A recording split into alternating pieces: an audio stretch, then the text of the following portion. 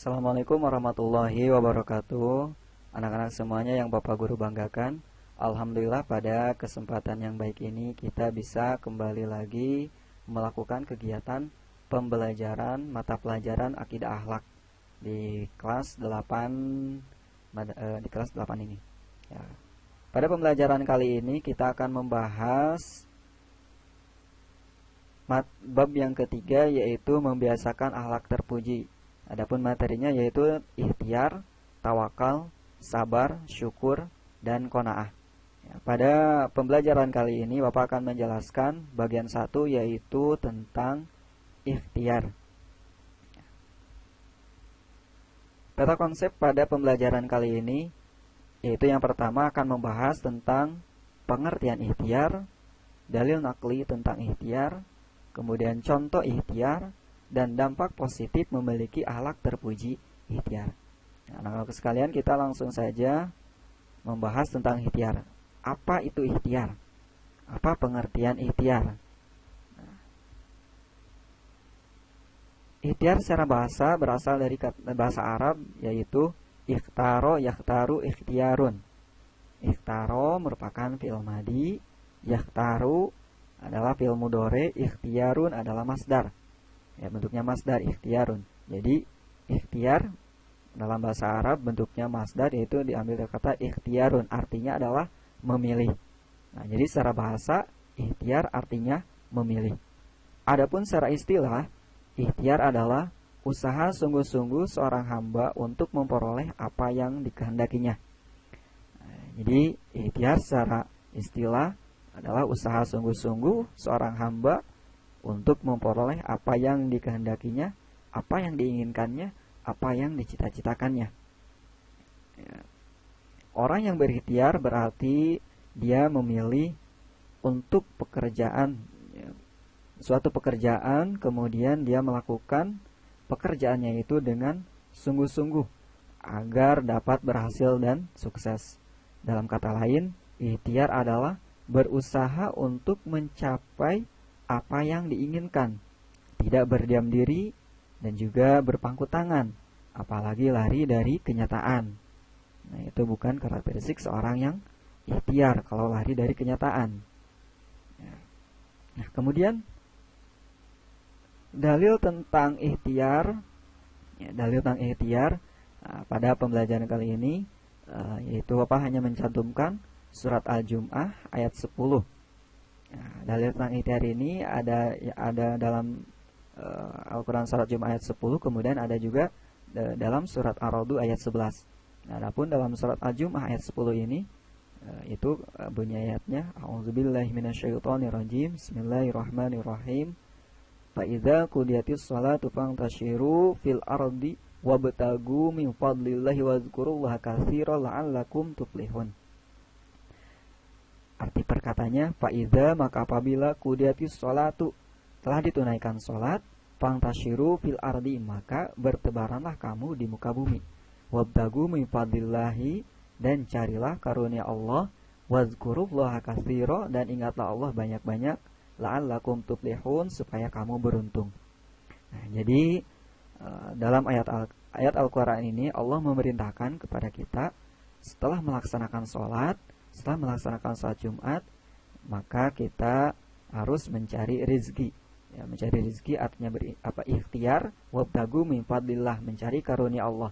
Dan ketika kita sedang mencari rezeki, ketika kita sedang berikhtiar, maka kita harus dibarengi dengan wazkurullaha katsira, harus berzikir kepada Allah. Jadi ketika kita sedang berikhtiar, maka kita harus ingat kepada Allah, berzikir kepada Allah, baik itu zikir secara lisan maupun zikir secara khafi, secara dalam hati. La'allakum tuflihun, supaya apa? Supaya beruntung, supaya mendapat keberuntungan dari Allah, supaya mendapatkan keberkahan dari Allah apa yang kita ikhtiarkan. Nah, adapun dalil nakli ikhtiar dalam ayat Al-Quran yang lain, yaitu dalam surat Ar-Ra'd ayat 11. Bunyi ayatnya yaitu Innallaha la yughayyiru ma biqaumin hatta yughayyiru ma bi anfusihim. Sungguhnya Allah tidak akan mengubah nasib suatu kaum sehingga mereka mengubah nasib diri mereka sendiri. Ya. Jadi ikhtiar ini ada kaitannya dengan takdir ya, dengan takdir. Takdir ini ada dua macam. Yang pertama adalah takdir mu'alaq, yang kedua adalah takdir mubrom. Takdir mu'alaq ini adalah takdir yang erat kaitannya dengan manusia, namun masih bisa diusahakan oleh manusia. Ya. Kemudian yang kedua adalah takdir mubrom. Takdir mubrom ini adalah takdir yang erat kaitannya dengan manusia, namun tidak bisa diusahakan oleh manusia. Tadi yang pertama adalah takdir mu'alaq. Ya, takdir mu'alaq misalkan contohnya yaitu kita di kelas ingin mendapatkan peringkat 1, maka ikhtiarnya yaitu dengan belajar sungguh-sungguh menghafal pelajaran yang telah dikasih oleh guru. Nah, maka insya Allah kita akan mendapatkan peringkat 1 di kelas. Nah, adapun contoh yang lainnya tentang takdir mu'alaq ini adalah yaitu seorang yang ingin memiliki harta yang banyak, yang ingin kaya raya, maka dia harus bekerja keras. Nah, jadi ikhtiar ini ada kaitannya dengan takdir mu'alaq. Nah, tadi dalam surat Al-Jumu'ah ayat 10. Nah, adapun bentuk-bentuk ikhtiar, yang pertama yaitu bekerja keras dan tidak menggantungkan nasibnya pada orang lain ya. Jadi seorang yang ikhtiar, dia bekerja keras ya, bekerja cerdas ya, kemudian tidak menggantungkan nasibnya kepada orang lain. Dia berusaha dengan sekuat tenaga, berusaha dengan semaksimal mungkin dan tidak menggantungkan nasibnya pada orang lain. Nah, kemudian yang kedua adalah bentuk ikhtiar yang kedua adalah rajin belajar. Walaupun tidak ada tugas dari gurunya, seseorang siswa yang ikhtiar dia pasti akan terus belajar ya. Akan terus belajar. Yang ketiga adalah memiliki sikap perwira sehingga disukai banyak teman. Ya, jadi seorang yang memiliki sifat ikhtiar, dia memiliki sikap perwira ya, sehingga disukai banyak temannya. Kemudian yang keempat adalah semangat dalam melakukan pekerjaannya ya, karena kenapa orang tersebut semangat dalam melakukan pekerjaannya? Karena ada cita-cita yang ingin digapainya, ada keinginan yang ingin dicapainya, sehingga dia dalam bekerja itu semangat 45. Kemudian yang kelima adalah tidak pernah putus asa dalam menghadapi kesulitan. Setiap kali orang tersebut menghadapi suatu kesulitan ya, dia tidak pernah putus asa ya, Nah, jadi karena dia terus melakukan ikhtiar ya, ikhtiar berusaha sehingga tidak pernah putus asa meskipun menghadapi kesulitan, menghadapi rintangan ya, tidak menjadikan halangan kesulitan tersebut untuk selalu berusaha, untuk selalu melakukan ikhtiar. Nah, itu adalah bentuk-bentuk ikhtiar. Nah, kemudian apa sih contoh perilaku ikhtiar dalam kehidupan sehari-hari? Nah, yang bisa kita jumpai contoh perilaku ikhtiar dalam kehidupan sehari-hari. Nah, ini seperti dalam gambar ini ada seorang yang sedang menanam padi. Kemudian ada juga beberapa siswa yang sedang menghafal. Ini adalah bentuk ataupun contoh perilaku ikhtiar. Yang pertama adalah giat dan bersemangat dalam berusaha. Ya.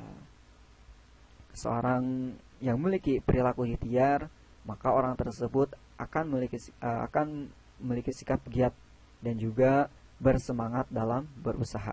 Kemudian yang kedua adalah tekun dalam melaksanakan tugas yang diamanahkan terhadap dirinya. Ya, kemudian yang ketiga adalah pandai memanfaatkan waktu senggangnya untuk hal positif. Jadi waktu senggangnya dia manfaatkan untuk hal positif, bukan memanfaatkan waktu senggangnya untuk hal yang negatif. Misalkan memanfaatkan waktu senggang untuk hal yang positif adalah dengan membaca buku, menghafal pelajaran yang sudah dipelajari di kelas. Jadi di rumah dia tidak banyak menonton televisi ya. Ya, jadi benar-benar memanfaatkan waktu senggangnya untuk hal yang positif, bukan hal yang negatif. Kemudian tidak mudah putus asa apabila menghadapi kesulitan. Itu adalah contoh perilaku orang yang memiliki sikap ikhtiar, maka dia tidak akan mudah putus asa.